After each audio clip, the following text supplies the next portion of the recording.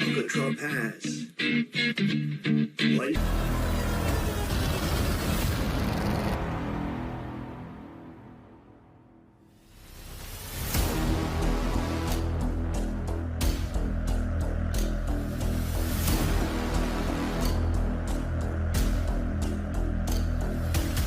Shot.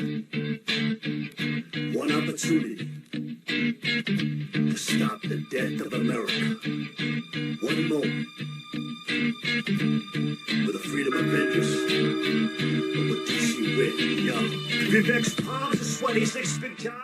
Well, it's my pleasure to welcome Chris Birt.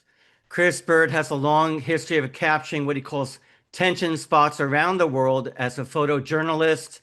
At the time of the George Floyd riots, he lived in Minneapolis and owned a business there, allowing him to record exactly what happened. And I want to start the show. I want to show the first of the photos that you shared with us, which are just really interesting. I have to say, this is okay. So here is the first photo in Chris Birt's series, a few days in Minneapolis, and the movie theater says, "We assure you we're not open." Right. And then scroll, painted on the boards protecting their windows, "Silence equals violence." Wake up, white people. And it's hard to see what is over here, but I mean, it kind of says a lot. Yeah, so I've been taking pictures since I lived in Japan almost 35 years ago, and I majored in journalism at McAllister College. And my first job out of school was for some of the local news programs, and I started to go out and take pictures of political events and that kind of thing. It's photojournalism has not been the only thing I've done with my life, because it's hard to make a living as that. So I've also run an advertising agency for the last 30 years. But I have had the opportunity to travel to different parts of the world and shoot what I call tension zones. And one of the most profound places I ever took pictures of was in Macau. It was before the one of the best places I ever took pictures of was in Macau. It was before the China had changed over from it was still heavily communist at the time, and there were people that were waiting to be transferred back to mainland China when they couldn't find any relatives in Macau to take them in. And what I saw a look of desolation on their faces. They looked like the living dead. That's what freedom meant to them. They just were not going to be able to pursue a different life, and it was really earth-shattering. That's an example of the kinds of pictures that I can get out and take. I also took some pictures of the Tamil Tigers in Sri Lanka later, where they were fighting against the government there, and that's a conflict that's gone on continually. And in the last 10 years or so, I have been taking photographs of the tensions in Minneapolis, which didn't begin with the George Floyd riots. Clearly, those were the most profound. But there's been a lot of political protests that's happened here in the Twin Cities, clearly in the last 15, 16 years. And when speakers come to town, there are always huge demonstrations, and I go out and I try to capture that as well. So those are just three examples of the kinds of things that I believe I need to go out and capture, because I'm worried that sometimes the full picture won't be presented. Yeah. Chris, you're in a unique situation because not only are you a photo journalist, but you're a journalist and you know advertising. So you know how to tell a story when you see one. Yeah. Going back to the riots in the Twin Cities, because I mean, this was very fascinating because there was a lot of elements going on there. Yeah. And of course, legacy media trying to make us sound like it was a peaceful protest. and that we were all nuts. Yeah, yeah. But you said something that was very profound at the time in your storytelling, and I want you to share this with the audience, which was you had said it was premeditated, planned, calculated totalitarian violence, and that the riots were designed to destroy the system. Why don't you tell us a little bit more about that? Yeah, well, that keys directly into what it became very clear I was seeing. Um, I, I think the story of the riots in Minneapolis uh, is that this represented not just a protest against uh, police brutality, which is what the left tried to make it a story about, or any other sort of uh, you know general protest. It wasn't just people throwing bricks at buildings or holding flags and shouting and the typical kind of protest that you see when things get kind of dicey. This was an attempt to overthrow the system as we know it. It was an attempt to destroy civilization as it exists. And that may seem like a very harsh pronouncement, but if you look at my photographs, you will notice that on every square inch practically of the city, there were the symbols of anarchy. The primary symbol was the A, which of course Antifa has a since adapted as a logo.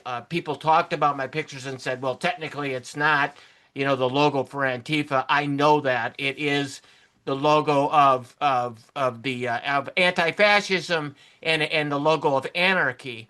But the important thing to understand is that was all over the place, as was the acronym ACAB, ACAB, which stands for all cops are bastards. You might have to edit that out, but I mean that is a term that goes all the way back to the 1800s when the anarchists started to come together and basically said that police represent protection for private property, and that's it.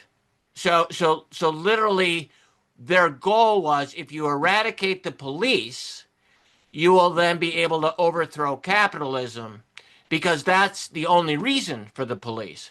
So you see, when you see that sign over the entire city of Minneapolis, and there's other symbols such as 1312 that mean the same kind of thing, those symbols represent a call for an overthrow of the system. And the thing, additionally, that people can't fully appreciate, and it's a story that hasn't been told about those riots, is that it's ironic that when you look at the fringes of political movements, specifically on the left and on the right, they kind of meet in the middle at the fringes. For example, you could follow the Twitter feeds of the anarchists. You could see it in Minneapolis as it was happening. They were essentially telling you where they would be protesting, where they would be shutting down the freeway, the kinds of things that they would be doing. And then you notice that a group called the Boogaloo Bois got involved, and their specialty is arson. And that's a very interesting thing. And when you look at some of my pictures, you'll notice that the scale of destruction is immense. I mean, these aren't just broken windows. This isn't just graffiti. This isn't just broken windows on the police, station. This is literally the twisting of metal on a massive scale. And the only way you can accomplish that kind of destruction in that short of a period of time is through industrial scale arson. And so literally, they were throwing bombs on top of the buildings because that's the way you do it. You burn the building down from the top, but then you have accelerants so that you can really achieve as much destruction in as short a period as possible. And I think it's like I say, what's interesting there is both of those groups, Antifa, Boogaloo Boys, perhaps others that got involved, were united in only one aim, and that was to tear everything down. Correct me if I'm wrong. When all was said and done, there was over $500 million in property damage that mostly was affecting low-income populations of Minneapolis. So while the Democrats and, of course, legacy media were trying to depict this as peaceful, how come it wasn't stopped by anyone, including Governor Walz at the time? Because there was an obvious takeover, as you witness, and as your pictures and your writings are historical and they're depicting the truth. So why wasn't anything done? Well, that's a difficult question to answer because you'll notice to some extent in my photo essay, I literally attempted to show screens from the from the television that showed you what was happening. Um, I think uh, they didn't. They just they were just extremely slow on the take to do something about it. And the original concern, which is ridiculous, was that if they if they issued any kind of protest or they called out any kind of police action, that they would spur additional protest, which is which was incomprehensible to me, and to be honest, to everybody I think watching. No matter what side of the aisle you're watching this unfold on television, right? And so I think the reason why nothing was done was that at first uh, they didn't. Nobody from the city, nobody from the people in power at the time actually were getting out to see what was happening. And to be honest, I had thought that when I heard that bricks had been thrown at the windows in the police station, uh, that's where they crossed the Rubicon, and I think that even a decent crisis manager would have realized that you needed to call in. Uh, you needed to call in the police or the National Guard or whatever you needed to do. You needed to nip that in the bud. And in fact, that's not what happened. And the reverse happened. The next day, the city council decided to abandon, or cautioned, or told people to abandon the police station. So it really went in reverse. And of course, the minute that they abandoned the police station, then of course the police station burned down, and then that's what that's where the most severe form of chaos, began to transpire. Yeah. Well, I mean, it's a good illustration of the liberal leftist Democrat mindset that we don't want to offend people. Uh, that there's right. I mean, there's a hesitancy to assert control because you know our country's guilty of oppressing people, and we don't want to be too effective. I don't know. Yeah, I'm not. I'm a photo. I go out and I take pictures. Right. So what I do is I try to capture exactly what is happening, and Right. I don't do it through the lens of uh, I'm not trying to advance a political position with my Right. Right. pictures. Right. I'm simply trying to show, Truth. uh, you know what I mean? And it's Yeah. like put it out there, and then ask yourself, how would you respond to this? And Yeah. I think any individual that is at least wants an effective society Right. um, would want to see something done. Absolutely. And That's it went just on, and it went on, and it just went on for it went on for days. And you are correct. I mean, the scale of the violence was specifically the scale of the violence was this. These are the numbers.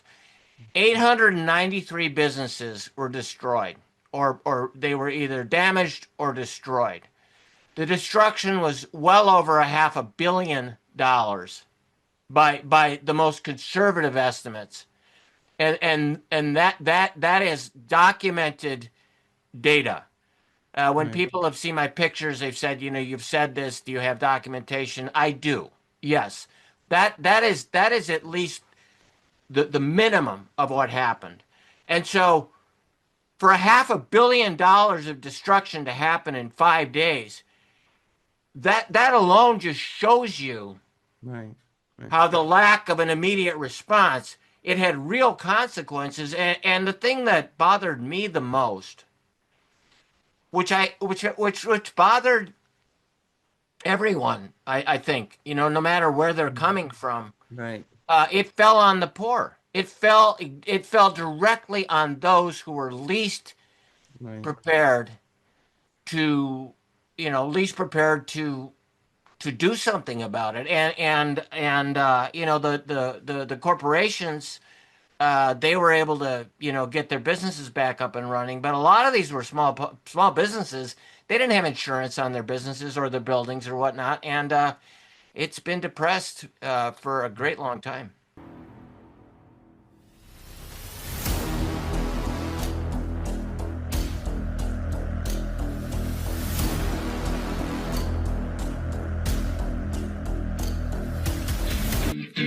Uncle Trump has one shot, one opportunity to stop the death of America. One moment with the freedom of interest. But what do you see with, y'all? Vivek's palms